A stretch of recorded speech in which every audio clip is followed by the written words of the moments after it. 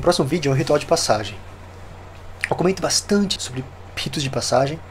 Não vou repetir tudo aqui. Se vocês estiverem interessados em saber como que eu os entendo, como eu assimilo esse tema à nossa temática principal, vocês deem uma olhada no canal.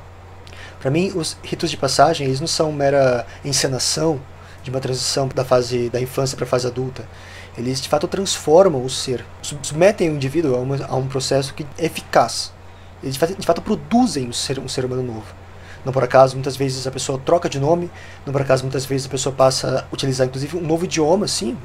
Nós temos vídeos sobre isso, inclusive. Para mim, a perda dos ritos de passagem é uma das grandes responsáveis pela condição humana atual, especialmente pela condição dos homens, certo? Que são presos em uma espécie de infantilidade indefinida.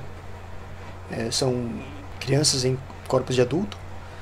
E, enfim, tudo isso tem a ver com a perda do rito de passagem, na minha opinião, dentre outras coisas. Então é natural que mais cedo ou mais tarde a gente começasse a apresentar aqui alguns ritos de passagem. Comento tanto sobre, enfim, povos diversos, mas eu comento muito pouco sobre os índios brasileiros, né? É uma coisa que eu preciso corrigir também. Trazer mais coisas aqui sobre os índios americanos e tal, de toda a América.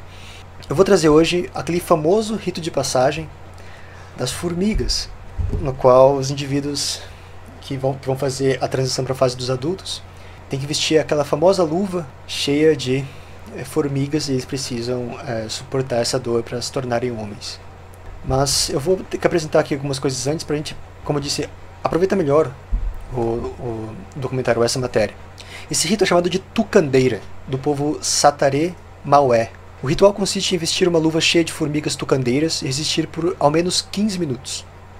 Além da representatividade da bravura masculina, o ritual também simboliza uma proteção para o corpo, né? Os índios acreditam que essas ferroadas protegem os índios de doenças e tal. Durante o ritual, o jovem deve se deixar ferrar no mínimo 20 vezes. Eu li em outro registro que eram 10 vezes, né? Mas enfim. Para isso, coloca as mãos dentro do saripé, que é uma luva de palha feita pelos seus padrinhos, ou seja, por aqueles que irão iniciar o jovem, que são os tios maternos do iniciante. É importante mencionar isso, certo? Nós já tivemos uma live aqui em que a gente menciona uma tribo do Pacífico, na qual quem desempenha a função de pai é o tio materno. Muitos povos são assim, o que inclusive ajuda a ilustrar como que os povos tradicionais não têm uma concepção de paternidade muito ligada ao biológico, mas sim uma concepção que a gente poderia chamar de uma paternidade mais espiritual do que biológica. Certo? Então quem funciona como uma espécie de pai do jovem são os seus tios maternos. É o tio materno que é uma espécie de pai para a criança, tutor da criança, de verdade. O pai é uma espécie de amigo, um companheiro e tal. Mas quem exerce a autoridade sobre a criança são seus tios maternos. Isso ocorre em algumas sociedades. Eu não posso afirmar que ocorre o mesmo nessa sociedade, mas é curioso, né, que quem inicia os jovens na vida adulta, no círculo dos homens, nesse caso, também são os tios maternos da criança. Enfim, durante o ritual, a comunidade toda canta e dança. Esse rito está muito ligado a uma fase seguinte dele, que é o matrimônio. Eu sempre enfatizo isso. O rito de iniciação masculina, que, repito, insere o jovem no círculo dos homens, ele antecede o casamento. Isso é importante dizer porque há muitos tradicionalistas que parecem pensar que o que faz o homem, o que faz o menino homem é o casamento. Isso é falso. O menino é primeiro tornado homem e depois ele se casa. E aqui nós temos um dos exemplos, porque esse rito é feito antes do matrimônio, certo? Então, para que haja um matrimônio é preciso que haja um homem, não menino. Então, enfim, só quero relembrar isso, certo? O rito de iniciação masculina, ele antecede o matrimônio. O ritual começa no dia anterior, com a captura das formigas vivas e com ferrão. Né? O jovem ele é jogado na mata com seu tutor para encontrarem as formigas. Meninos têm seus braços pintados com a tintura preta de genipapo, feita por suas mães. Em seguida, com um dente de paca, as mães começam a riscar a pele dos meninos até sangrar. Isso que eu disse é feito antes. No dia da cerimônia, as tucandeiras, ou seja, essas formigas, são colocadas em uma bacia com uma tintura anestesiante de folha de cajueiro. Essa tintura deixa as formigas, digamos, dormentes, quando estão, entre aspas, adormecidas, é que as formigas são postas na luva, com a cabeça para fora e o ferrão para dentro, na parte interna do saripé, que é a luva. Depois, com uma baforada de tabaco, elas são despertadas e elas ficam agitadas, prontas para atacar. E é assim que os jovens então têm que encarar essas formigas, a gente vai ver isso. Bom, mas antes de passar o vídeo, vamos explicar como é que aquele povo explica a origem desse mito, que é uma coisa muito importante. A gente não pode falar do rito sem falar do mito. Rito e mito formam como que um complexo só. O rito é quase como uma parte prática do mito, e o mito é como uma espécie de narrativa que estrutura o rito. Enfim, como que esse povo narra a origem desse rito? Bom, os ancestrais dos Sataré Maué descobriram que os espíritos da escuridão se ferravam utilizando algumas criaturas, como a raia, jandiá, escorpião, aranha e cobra. Esses ancestrais míticos assistiram a esses espíritos da escuridão executando esses ritos. Isso é uma coisa muito importante. Todo rito ele é, digamos, transmitido por um antepassado que o recebeu de um ser sobrenatural ou divino. E aqui nós temos de novo esse modelo, não é? Ancestrais míticos assistiram a esses espíritos da escuridão se ferrando, né, com essas criaturas e quiseram fazer igual. Esses ancestrais eram Renek, eu não sei se eu estou pronunciando corretamente. Se você estiver assistindo esse vídeo, sabe e conhece, estuda essa tribo, por favor me diga que eu só estou dizendo corretamente os nomes. Renek, que seria o Tatuaçu. É muito interessante que muitos povos indígenas colocam seus ancestrais como animais, né? Esse antepassado mítico é o Renek, que é um tatu, e ele é o irmão mais velho, né, dessa narrativa, enquanto um outro personagem, que é o irmão mais novo, é o Mipi Nukuri, que é o Tatu-Bola. Tatuaçu é o irmão mais velho e o Tatu-Bola é o irmão mais novo. Então eles assistiram, flagraram, digamos assim, esses espíritos fazendo esse ritual e quiseram fazer igual. Então eles saíram em busca de alguma criatura, algum animal venenoso para se deixar ferrar. E assim eles encontraram, olha só que interessante, na região genital da cobra grande, essas formigas. Em outro registro eu encontrei que este ancestral tirou as formigas de dentro da terra, o que é também algo bem interessante, né? Foi assim então que os Sataré Maué adotaram a tucandeira, essa formiga, como o animal para eles executarem esses ritos que eles haviam aprendido, flagrado com os espíritos da escuridão. Parêntese aqui, uma coisa interessante sobre os ritos de passagem, e que eu gosto bastante de enfatizar, é que muitos deles têm sempre uma fase em que os jovens são encerrados em uma espécie de invólucro. Às vezes esse invólucro, né, que o protege da vista dos demais e que os vela completamente, pode ser uma cabana. Muitas vezes eles são trancados em uma cabana completamente fechada, ou seja, em plena escuridão, e em outros eles são colocados na mata, que também é uma espécie de zona oculta, né, do restante da aldeia, e em outros eles são vestidos como uma espécie de véu. E aí, né, como é que funciona nesse caso? Nesse caso nós não temos, até onde eu sei, essa fase da ocultação dos jovens. Por que ela é importante? Qual é o sentido de ocultar os jovens? Colocar os jovens por detrás de um véu, ocultá-los. Porque quando o jovem está oculto, isso simboliza uma espécie de limbo ontológico. Ele não é mais uma criança, mas ele ainda não é adulto. Entendem? Ele está numa espécie de limbo ontológico. Ele não é uma coisa, mas também já não é outra coisa.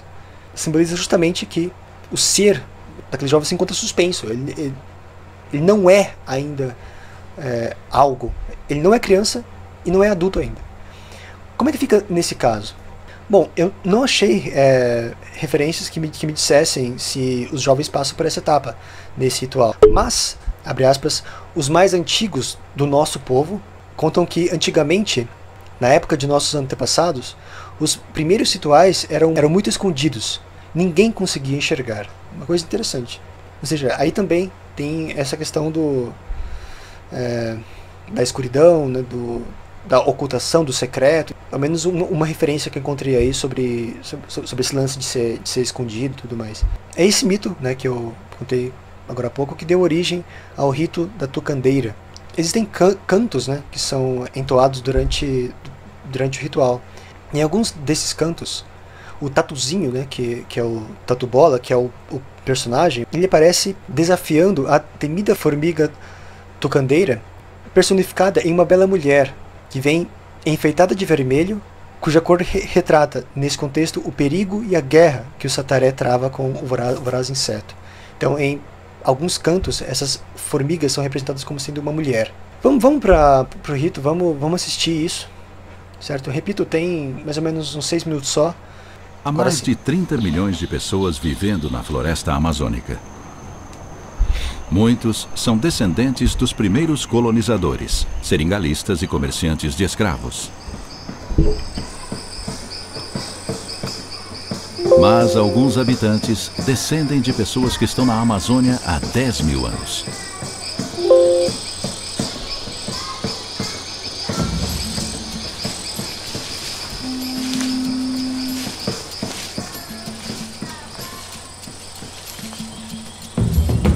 As crianças da tribo Sateré-Maué, do norte do Brasil, ainda aprendem os costumes passados por seus ancestrais. Coletar formigas é uma maneira de obter uma das fontes de proteína mais importantes da floresta. Estima-se que as formigas correspondam a 30% de todos os animais da Amazônia.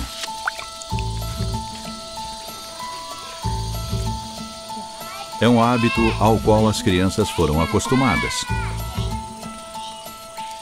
Comer formigas requer uma certa destreza. A cabeça em forma de bulbo é repleta de proteína. Interessante que aqui no interior de São Paulo, quando eu era criança, eu tinha amigos que comiam formiga, né? Tinha um prato, inclusive, que eles faziam. Eles faziam na frigideira. Eu acho que talvez tenha aí uma herança indígena nesse costume. Eles diziam que era gostoso. Mas esta iguaria tem o péssimo hábito de ferroar quem a come. Os Sateré-Maué ainda guardam outra relação com as formigas. Uma relação ainda mais extraordinária. Cornetas de caça reverberam pela floresta, agitando qualquer criatura viva.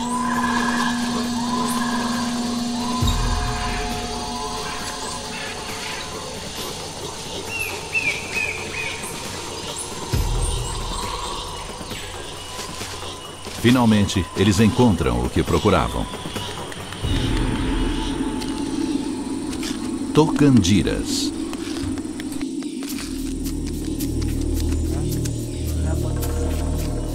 Estas gigantes estão entre as maiores formigas do mundo. São tucandiras ou tucandeiras também. Para que não diga que eu falei o nome errado ali atrás. Não. As duas formas são corretas, tucandira e tucandeira. Com 3 centímetros de comprimento, elas contam com mandíbulas serrilhadas capazes de cortar a carne humana como manteiga. Mas a outra ponta da tocandira é ainda mais medonha. Esta formiga é responsável pela ferroada mais dolorosa do mundo dos insetos. Uma ferroada injeta um veneno neurotóxico tão potente que a sensação é de ter levado um tiro.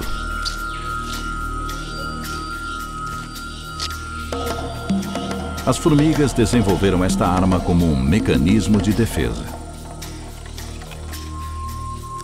A dor lancinante leva o animal caçador a acreditar que sofreu uma lesão bem mais grave do que uma ferroada de formiga. E ele acaba fugindo.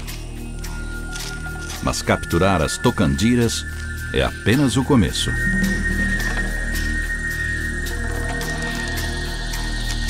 Devido a um rito de passagem Sateré-Maué, cabe a todo homem da tribo resistir à terrível dor que a tocandira é capaz de infligir. Todo homem Sateré-Maué passará por este ritual não uma vez, mas 20 vezes ao longo da vida. Hoje, chegou a hora de 2 meninos.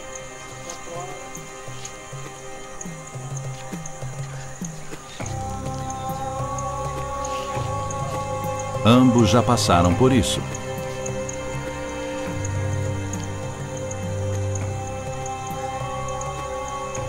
mas saber o que os aguarda não é um consolo.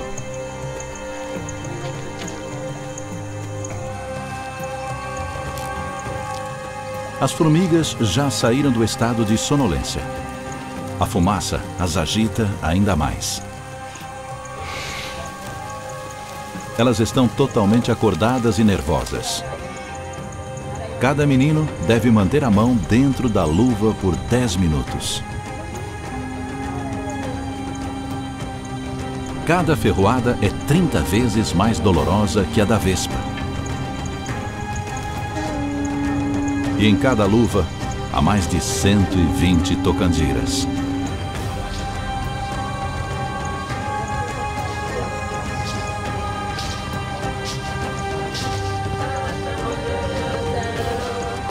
Uma única ferroada pode provocar uma reação alérgica forte o suficiente para matar.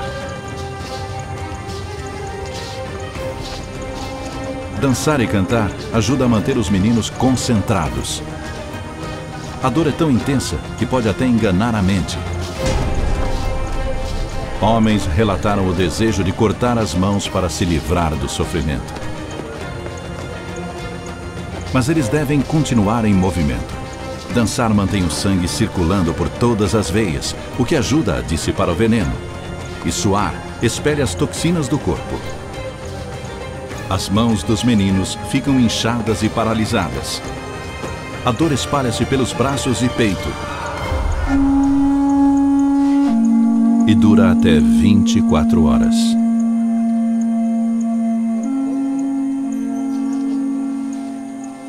Toda a aldeia os apoia e os ajuda a passar por esta provação. O povo Sateré Maué afirma que as toxinas injetadas pela ferroada da tocandira imunizam contra doenças, além de manter seus homens fortes e saudáveis. A tribo acredita que passar por este processo agonizante ajuda cada menino a se transformar em um homem de verdade. Sensacional. Tem outros documentários também, até com mais detalhes. Mas eu peguei esse porque eu fiz o teste e não deu reivindicação de direitos autorais. Imagino que quando eu for postar esse corte no YouTube também não dei. Por isso eu escolhi esse. Tem muitos turistas que vão, às vezes, visitar essas tribos e passam também, pedem para participar desse rito como uma experiência exótica e tal. Muitos não conseguem, a maioria, na verdade, não consegue, não. Acho que os comentários que eu devia fazer eu já fiz no começo, né? Aí vocês percebem. Tem uma coisa interessante que é dita aí, né? Que passa quase despercebida, mas que pra mim tem um significado interessante.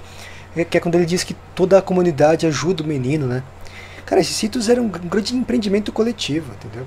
Enquanto hoje a passagem da criança à fase adulta é deixada ao encargo da criança mesmo. A comunidade não ajuda mais os meninos a passarem por suas crises de transição. Pelo contrário, atrapalham, né? Atrapalham. Hoje a sociedade se esforça em evitar que os meninos se tornem homens. E não como nós vimos, né,